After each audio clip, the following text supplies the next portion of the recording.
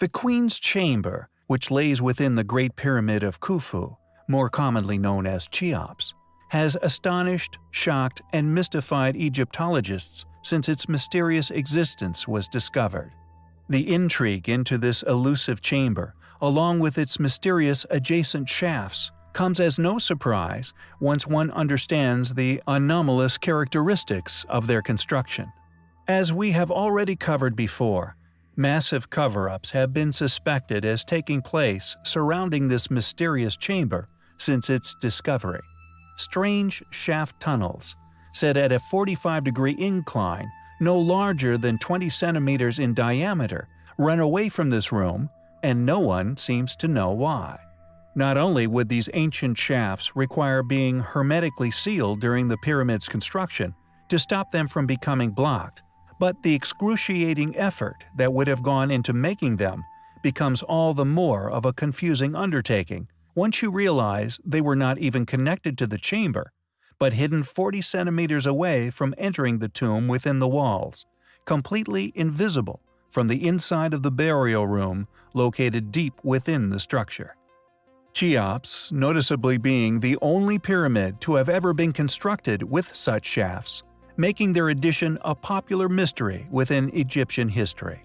One leads out from the subterranean chamber, two lead out from a termination point some 40 centimeters from the wall of the so-called Queen's Chamber, or now popularly suspected to be that of an alien tomb among ancient alien specialists, and two from the King's Chamber above. Here is where our story becomes interesting. Rudolf Gantenbrink, famous for actually discovering the blocking door within one of the Queen's Chamber shafts, which could lead to an as-yet undisclosed tomb, has also made other curious discoveries within the Great Pyramid. Discoveries which could only be explained by modern covert explorations of tunnels that were supposedly to that point unexplored.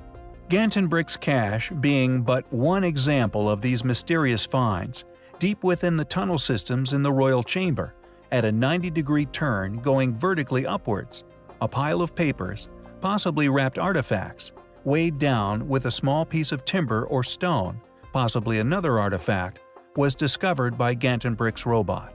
Also, during initial location attempts to find access tunnels leading to the Queen's Chamber, several blocking stones required removal. After the removal of the seventh block, a modern-era hexagonal steel rods were discovered discarded upon the tunnel's floor. Each section of the hexagonal steel rods measures 2.7 meters in length and was fitted with a round socket which allowed them to be joined to the next section.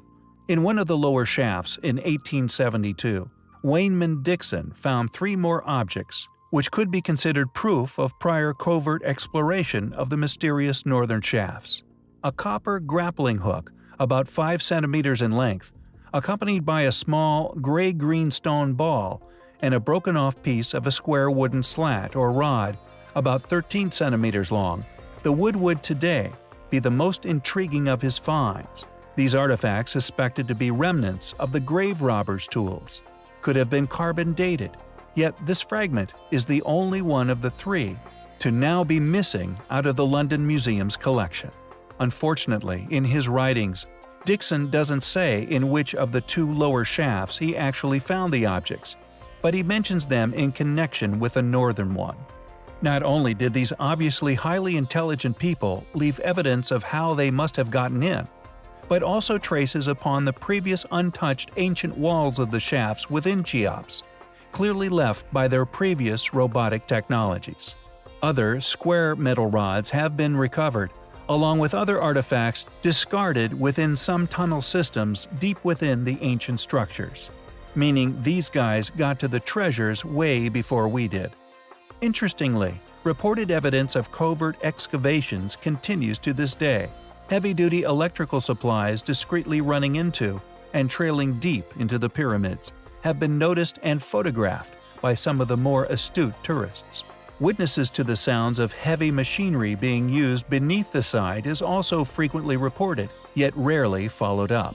It seems it's not a question of whether brilliant minds have achieved the seemingly impossible in penetrating these secret layers, but more a question of how and what astonishing finds have possibly been kept concealed.